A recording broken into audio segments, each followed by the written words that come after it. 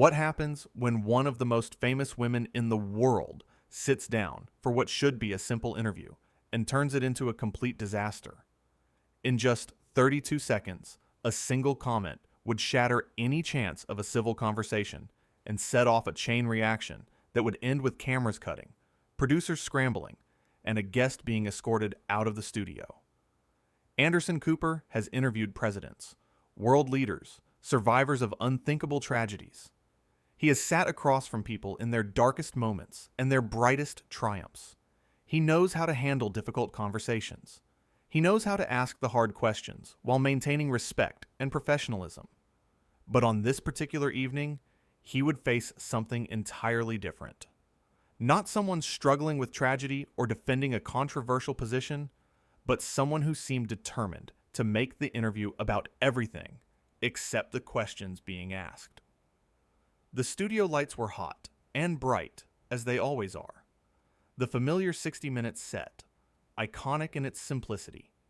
2 chairs, a small table between them, and the weight of millions of viewers watching from home.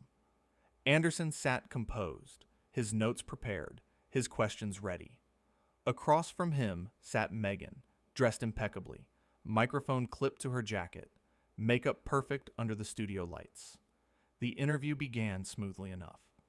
Anderson opened with a straightforward question about her recent charitable work, a soft beginning to ease into the conversation. But instead of answering directly, Meghan paused, looked around the studio, and said something unexpected. "You know, Anderson, I have to say, this set is quite small. I was expecting something more grand for a show of this caliber." Anderson smiled politely, the kind of smile that comes from years of handling awkward moments. "We like to keep things intimate here. It helps create a more honest conversation." "Intimate," Meghan repeated, as if tasting the word. "Is that what we are calling it?" There was an edge to her voice that the audience at home could hear. Anderson, ever the professional, redirected. "Let me ask about the foundation you have been working with. What drew you to this particular cause?" Meghan shifted in her chair, crossing her legs in the opposite direction. "Before we get into that, I think we need to address something. The questions you sent over to my team, they were quite basic. Almost insulting, really. I have done hundreds of interviews, Anderson. I expected more from you." Anderson kept his composure. His expression remained neutral, but those watching closely could see the slightest tension in his jaw. "The questions are meant to let you tell your story in your own words. That is what our viewers want to hear." "Your viewers," Meghan said, leaning forward slightly, "want to hear the truth. Not some sanitized version you have decided is appropriate." "I am not sanitizing anything," Anderson replied calmly. "I am giving you the opportunity to speak about the work you are doing. That is why you are here, is it not?" Meghan laughed, but there was no humor in it. "Is that why I am here? Or am I here because your producers thought having me on would boost your ratings?" The accusation hung in the air. Anderson did not flinch. "We invite guests who have important stories to share. If you would prefer not to discuss your charitable work, we can talk about something else. What would you like to talk about?" "What would I like to talk about?" Meghan repeated. "How about we talk about how the media has treated me? How about we talk about the double standards? But no, you want to keep things safe and comfortable, do you not?" Anderson leaned back in his chair, his fingers steepled in front of him. "We can absolutely discuss your relationship with the media. That is a fair topic. But I would appreciate if we could do so without attacking the integrity of this interview." "Attacking?" Meghan's voice rose slightly. "I am not attacking anything. I am simply pointing out that you seem more interested in controlling this conversation than actually having one." "I am interested in having a productive conversation," Anderson said, his voice still measured and calm, "but that requires both of us to engage in good faith." Meghan stood up suddenly, her microphone cord pulling taut. A production assistant in the shadows took a step forward, concerned. "Good faith? You want to lecture me about good faith when your entire industry has made a fortune off of tearing people like me down?" Anderson remained seated, looking up at her. I am not your enemy, Meghan. I am simply trying to do my job. Your job, she said, her voice dripping with contempt. Your job is to sit there in your expensive suit and pretend to care while you ask shallow questions and nod sympathetically. Do not pretend this is about journalism. I have been a journalist for over 30 years, Anderson said, and for the first time, there was a hint of steel in his voice. I have reported from war zones, from natural disasters, from the scenes of unspeakable tragedy. I take my job very seriously, and I take the responsibility of this platform seriously. So yes, this is absolutely about journalism. Meghan pulled off her microphone, the sharp scratch of the clip audible in the quiet studio. Well, here is some journalism for you. This interview is over. Anderson stood now, not in anger, but in a final attempt to salvage the situation. If you are unhappy with the questions, we can adjust. We can take a break and regroup. But walking out accomplishes nothing. Walking out, Meghan said, accomplishes exactly what I want it to accomplish. It shows that I will not sit here and be disrespected. No one is disrespecting you, Anderson said firmly. I have been nothing but professional. Professional, Meghan scoffed. You call this professional? Bringing me here under false pretenses, trying to trap me with your questions? Anderson's patience, remarkable up until this point, was clearly being tested. What false pretenses? Your team agreed to every aspect of this interview.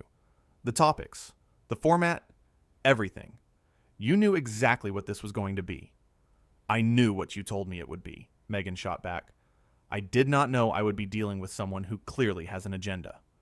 My only agenda, Anderson said, his voice rising just slightly, is to have an honest conversation. That is it. But you have spent the last several minutes attacking me, attacking this show, and attacking the entire premise of why you are here. So if anyone has an agenda, perhaps you should look in the mirror. The words landed hard. The studio fell silent. Production crew members glanced at each other nervously. This had gone far beyond a typical difficult interview. This was personal now. Meghan's face flushed. How dare you speak to me that way? I am speaking to you, Anderson said, his composure returning, but his words no less pointed. The way I would speak to any guest who is being unreasonable. You are not special in that regard. Not special, Meghan repeated slowly. You have no idea who you are dealing with. Anderson sat back down, a clear signal that he was ready to continue if she was willing to be reasonable. Then help me understand. Sit down, and let us have the conversation you say you want to have. But Meghan was already moving toward the edge of the set. I do not need to explain myself to you or anyone else. This interview is finished. A producer appeared from off-camera, a younger woman with a headset and a clipboard. Ms. Markle, please, if we could just take 5 minutes. Meghan spun on her. I am not taking 5 minutes. I am leaving. Now get me out of here. Anderson watched this unfold with a mixture of professional disappointment and personal frustration. This is not how professionals behave, he said, not loudly, but clearly enough that Meghan heard him. She stopped, turned back. What did you just say?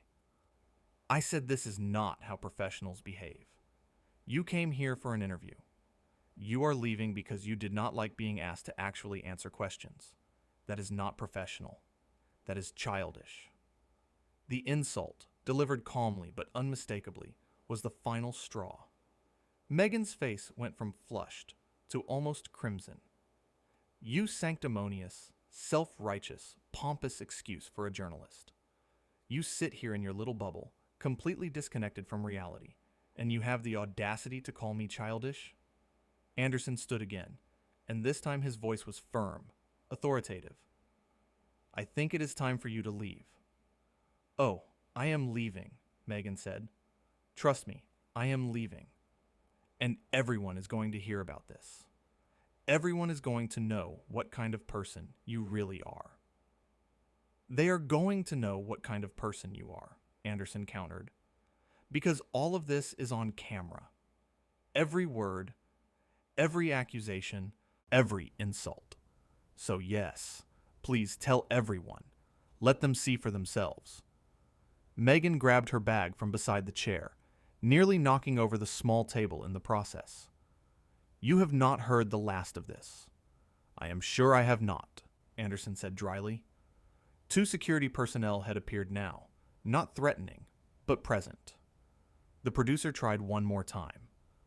Ms. Markle, please, can we just talk about this? There is nothing to talk about, Meghan snapped.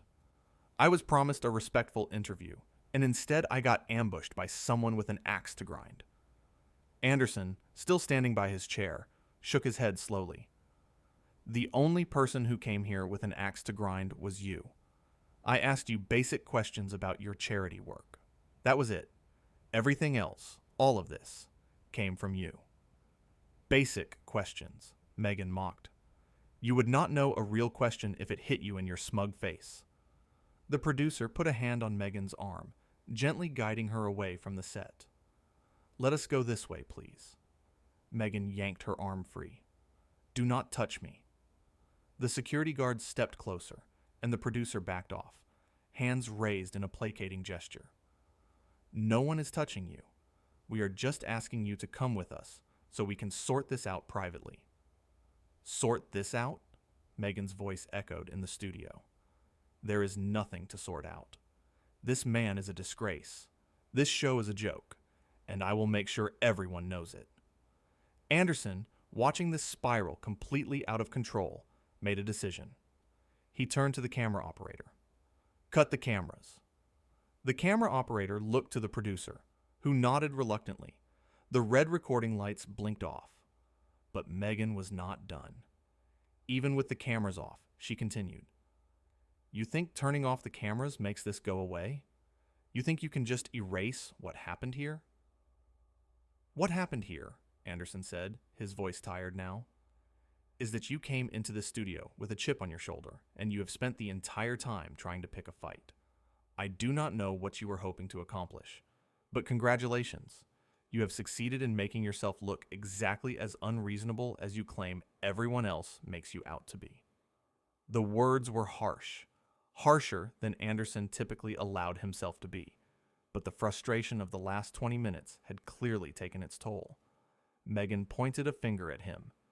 You are going to regret this. The only thing I regret, Anderson replied, is agreeing to this interview in the first place. The producer finally managed to get between them, physically separating the two. Okay, that's enough, both of you. Anderson, please go to your dressing room. Miss Markle, we are going to escort you out of the building. Meghan looked like she wanted to say more, but the presence of the security guards and the obvious end of any chance to continue made her reconsider. She straightened her jacket, lifted her chin, and said with as much dignity as she could, Muster? Fine, I will see myself out. We will escort you, one of the security guards said politely but firmly. As Meghan walked toward the studio exit, she called back over her shoulder. You have not heard the last of this, Anderson. He did not respond. He simply stood there on the set, hands in his pockets, watching her leave. The studio crew began to move, packing up equipment, murmuring to each other about what they had just witnessed. The producer approached Anderson cautiously. Are you okay? Anderson nodded slowly. I have had worse. That was, the producer searched for the right word, intense. That was a waste of everyone's time, Anderson said. He picked up his notes from the table. Notes that had never been used. Questions that had never been answered. How much of that was recorded? All of it, until you called to cut the cameras. Anderson nodded. Good. Make sure it is preserved. Something tells me we are going to need it.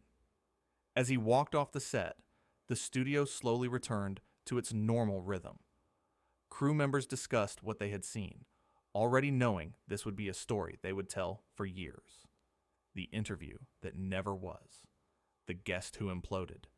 The host who kept his cool even as everything fell apart around him. Anderson retreated to his dressing room, closing the door behind him. He sat down heavily in the chair, loosened his tie, and allowed himself a moment of frustration. 30 years of journalism, thousands of interviews, and this is what it had come to. A guest more interested in creating drama than having a conversation. Back in the studio, the producer was on the phone with the executive producer explaining what had happened. The decision was already being made about how to handle this, what to air, what to say, how to address the complete failure of what was supposed to be a major interview. Meanwhile, Meghan was being escorted through the back corridors of the building, her heels clicking sharply on the polished floor. The security guards maintained a respectful distance, but made it clear she was not to deviate from the path to the exit. At the door to the street, Meghan stopped. "I can take it from here." The guard nodded. "Have a good evening, ma'am." She pushed through the door into the cool evening air where her car was waiting. As she slid into the back seat, the driver asked if everything was all right. "Just drive," she said curtly. Back inside, Anderson emerged from his dressing room, his tie removed, his jacket over his arm. He found the producer still on the phone and waited until she was finished. "What is the plan?" he asked. "We are meeting tomorrow morning to discuss it, but between you and me, I do not think we are airing any of that." Anderson nodded. "Probably for the best." "I am sorry," the producer said. "I know you put a lot of preparation into this." "So did a lot of people," Anderson replied, "but some things just are not meant to be." As he left the building, stepping out into the same evening air that Meghan had just moments before, he took a deep breath. Tomorrow, there would be meetings and discussions and decisions about how to handle this. But tonight, he was simply ready to go home. The studio lights were turned off one by one. The set was dismantled. The chairs where two people had sat, where a conversation should have happened, but instead a confrontation erupted, were rolled away into storage. And somewhere in the city, two people were processing the same event in very different ways. One frustrated that a professional opportunity had been squandered. The other convinced that standing up and walking out was the right thing to do. The interview that was supposed to happen never did. The conversation that could have been never was. Instead, what remained was a cautionary tale about what happens when egos clash, when expectations are not met, and when two people enter the same room with completely different ideas about what is supposed to happen. Anderson would do many more interviews after this. He would sit across from world leaders and celebrities, from whistleblowers and survivors. Some would be difficult. Some would be contentious. But none would quite match the sheer bizarre spectacle of the interview that imploded before it ever really began. For Meghan, this would become another chapter in a complicated relationship with the media. Another example, in her mind, of being treated unfairly. Another story to tell about being misunderstood. But for those who were there, who witnessed it firsthand, the story was much simpler. A guest came in looking for a fight. A host tried to maintain professionalism. And when those two forces collided, there was only ever going to be one outcome. The cameras had captured it all. The escalation, the accusations, the final bitter exchange. Footage that would be locked away, discussed in production meetings, but ultimately deemed too problematic to air. Because sometimes the most dramatic moments are the ones that never make it to television. The confrontations that happen when the lights are bright and the cameras are rolling, but the decision is made that the public does not need to see this particular moment. Anderson knew this. He had been in the business long enough to know that not everything that happens makes it to air. Sometimes discretion is the better part of valor. Sometimes letting something fade away is better than giving it oxygen. But he also knew that in the age of leaks and social media, nothing truly stays buried forever. Somewhere, someone would talk. The story would get out, in pieces, in fragments, in competing narratives. And when it did, people would choose sides. Some would say Anderson was too hard on his guest. Others would say Meghan was out of line from the start. The truth, as always, would be somewhere in the middle. Two people entered a studio expecting different things.